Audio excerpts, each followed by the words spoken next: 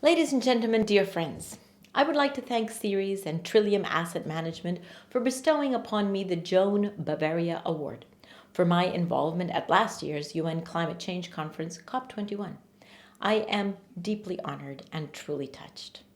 I actually accept this award on behalf of the thousands who worked tirelessly over many years to make the Paris Agreement possible. Everyone who played a role in the success of Paris should be proud to be a part of what was accomplished. This includes the crucial non-state actors that are already acting on climate change. Many of you are in the audience today. You have helped to fulfill Joan Bavaria's mission to find solutions to our shared sustainability challenges. This mission embodies the crucial role of Ceres in meeting the climate change challenge. National governments alone cannot limit warming to less than 2 degrees Celsius, let alone 1.5 degrees. There must be a groundswell of action from cities and regions, business and investors, the local engines of growth that drive the global economy. In the run-up to Paris, more than 10,000 of these key actors registered commitments on our Nazca Action Zone. And in Paris, there were daily events featuring inspiring examples of climate action already underway.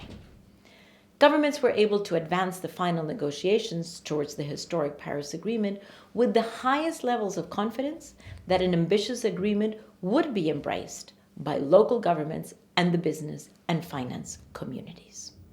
When the Paris Agreement was adopted, hundreds of you and your peers pledged to work with governments and bring the success in Paris to the real world. Dear friends, the strong signal that Paris sent must now be turned into concrete action. Paris was a turning point. Successful implementation of the Paris Agreement will depend on the speed with which we can shift capital to clean technologies and resilient infrastructures. This must happen in the next 5 years. The imperative for prompt peaking and decline of greenhouse gas emissions is not yet widely appreciated, but it is fundamental to global financial stability, to economic growth, and to the protection of the most vulnerable. For many years, investors and businesses in the Ceres network have been championing disclosure, stranded asset analysis, and risk assessments. All those climate-friendly tools must now be put on steroids and beefed up, at least for those of you who still eat beef.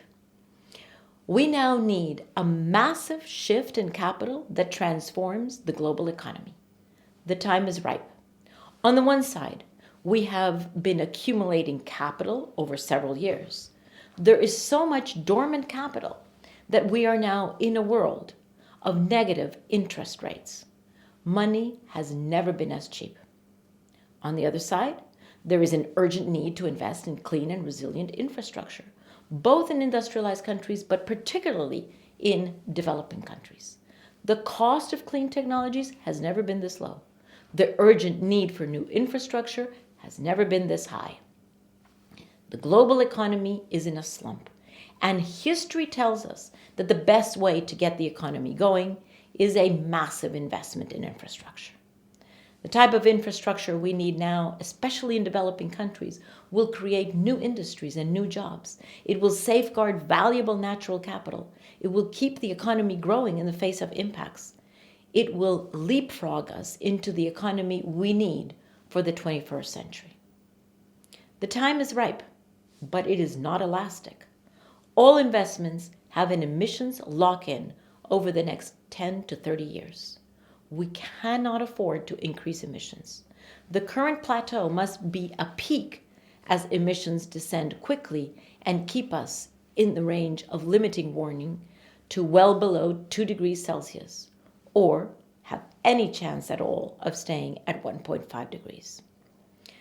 My friends, I have swallowed an alarm clock, and I invite you to do the same. Shifting the supply of capital to the necessary asset classes in the necessary geographies at the necessary pace is not easy. In advancing the clean trillion, investors in the Ceres network are making a significant contribution towards these goals, but the scale and speed of action may still not be enough. Today, I challenge you to bring the vision of Joan Bavaria to the entire investment community. In a post-Paris world, all private sector actors should follow an environmental code of conduct, report on corporate sustainability, and incorporate climate risk into investment and business models. And friends, I ask you to deepen the legacy of Joan Bavaria. We already know that climate change will cost us trillions if we fail to act.